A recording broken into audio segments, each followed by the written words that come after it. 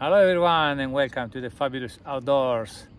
On today's video we talk about the Canon EOS M50. Let's revamp the specs and the why and because this is still a great camera to have in 2022. I had it for about over 2 years, 2-3 years, nearly since it came out. And it's always been my second spare camera just in case. Sometimes I was using it to put with the adapter to put my EF lenses, the pro lenses for wide angle, while I was shooting with the other camera. I was shooting with the longer lenses, and so I always had this one as a spare one, and I always enjoyed it actually. But at the moment I'd like to give more possibility to the mirrorless, as the mirrorless is picking up so much. I'd like to give it more credential and credits to this fantastic camera. Let's look the why and because. So yes, in the EOS M lens lineup, I mainly use it. I only had the 15 to 45 kit lens, which is pretty good lens. You can achieve good results with it, although it's a 3.5 to 6.3 aperture, but it's stabilized, so it's good for video. It's a good to carry around all day long lens to do a bit of everything. And then I was using mainly with the adapter all my EF professional lenses adapted to this, even if it was a bit unbalanced because the camera is quite small. The lens weighs 70 to 200 or 100 to 400 even on this one. But now I just recently got the 22 f2, which is being valued like one of the best lenses you can have on the ESM mount lenses lineup, and so let's give it a try. Oh wow, you can close it down to f22, which produces a beautiful starry sun. Just lock the exposure onto the sun.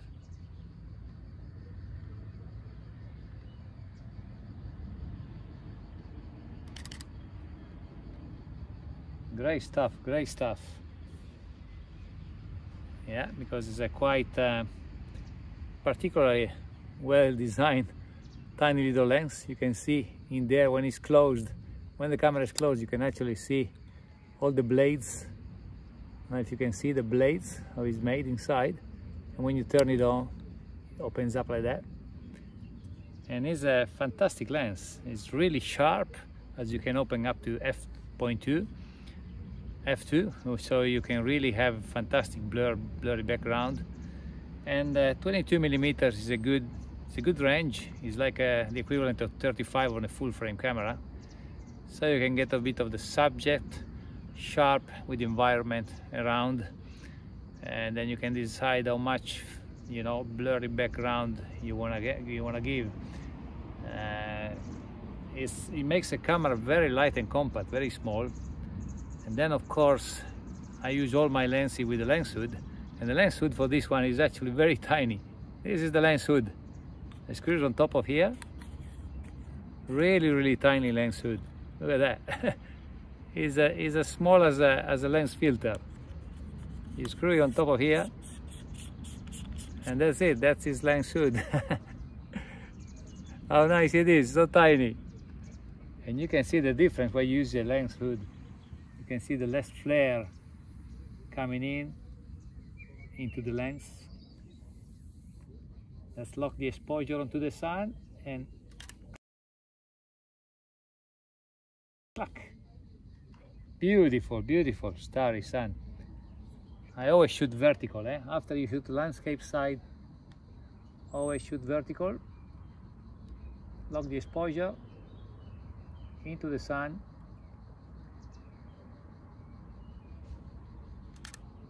And there you go. Beautiful result. We're gonna see the result on the computer. If I can, I post it into the same video.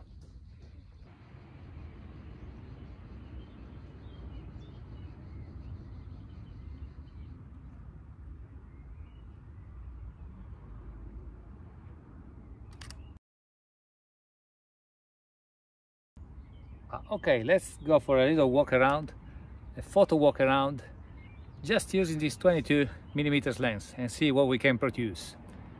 Yeah, as I said before, it's the equivalent of a 35mm in a full frame camera.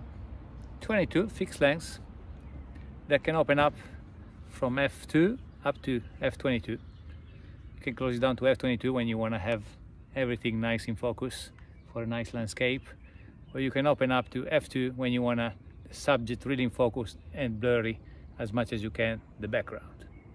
Let's go for this focal walk and see what we can achieve. Well, I love the simplicity, the ease of carrying around such a tiny and light piece of kit, but at the same time to be able to produce great images. This is one of the most sharp lenses you can get on Eos M mount, and it's just fantastic. I'm just loving using it. Plus this camera, it's got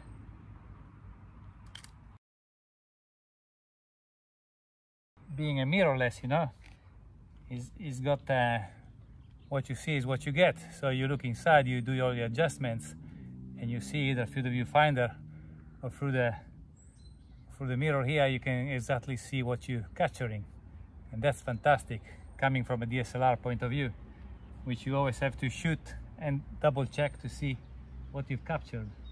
Over here you just frame the shot, do your adjustments,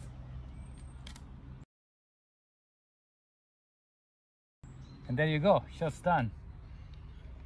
It's a very nice also being stuck to one fixed length, 35mm, and that's it.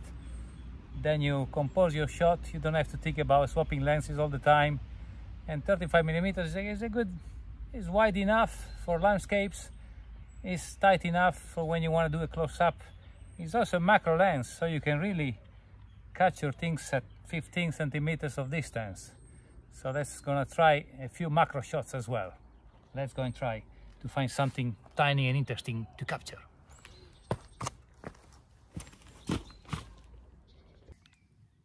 What about some of these tiny leaves?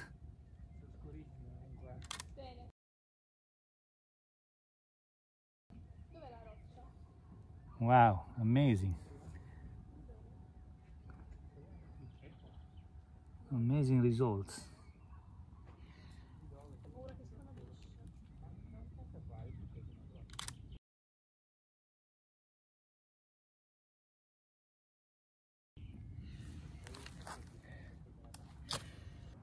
Oh well, macro to 15 centimeters is a really close up.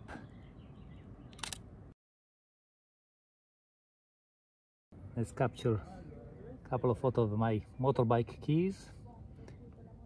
Wow, very close by.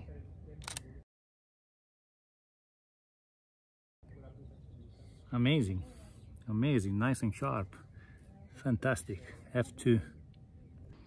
It is also a great lens for video work as well.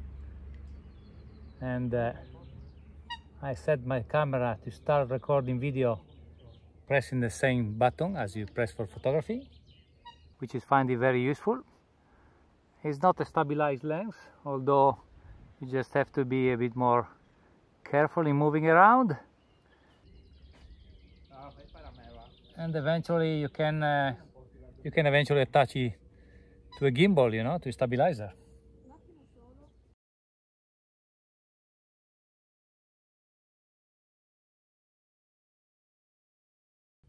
The reflection looks amazing on the water. At the moment I'm closing in f18 and see the results of this video clip. Trying to be as steady as I can. The flare of the sun coming in looks pretty good, pretty acceptable.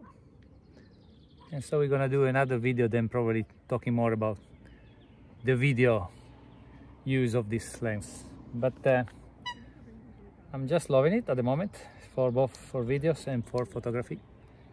I see this tiny kind of duck over there. Hello, little duck. Hello, there you are, into the sun.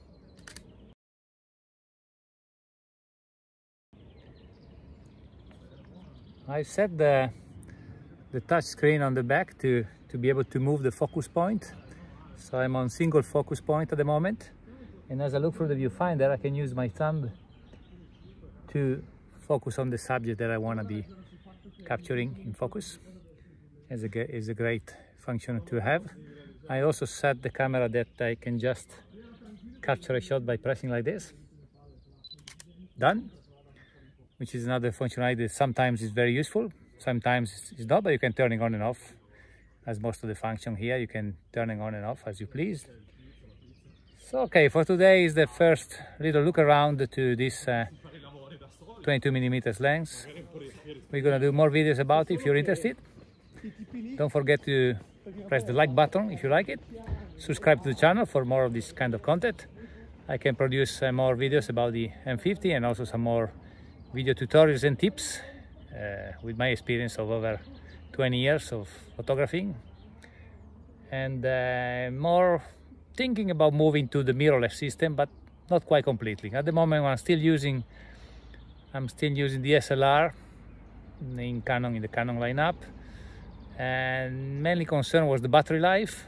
This battery life of this M50 is okay, but you always have to have 1 or 2 spare batteries. I have 2 with me all the time.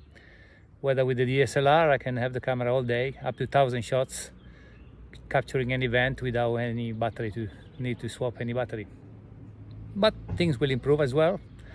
And also I might try to fit a nice battery grip onto this camera. I know the Canon doesn't produce one, but I can probably find some little hack to put one on this. Stay tuned for more to come. Catch you soon, and remember, get outdoors because it's fabulous outdoors. Bye!